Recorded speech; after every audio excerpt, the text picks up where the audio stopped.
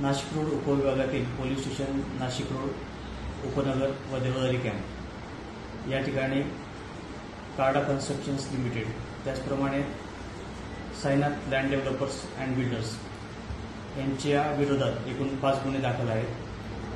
सदर गुन्ह्यांमध्ये साक्षीदार व फिर्यादी यांचे मिळून एकूण 12,67,45,645 रुपयांची फसवणूक झाल्याचं प्रथमदर्शनी समोर आलेलं आहे। या सर्व गुन्ह्यांच्या संदर्भात MPID सह इतर कलमांमध्ये गुन्हे दाखल करण्यात आलेले आहेत। सदर गुन्ह्यांचा तपास माननीय पोलीस आयुक्त श्री संदीप कर्णिक सर, त्याचप्रमाणे माननीय पोलीस उपायुक्त श्रीमती मोनिका राऊत मॅडम यांच्या मार्गदर्शनाखाली विविध तपास पथके काम करीत आहेत।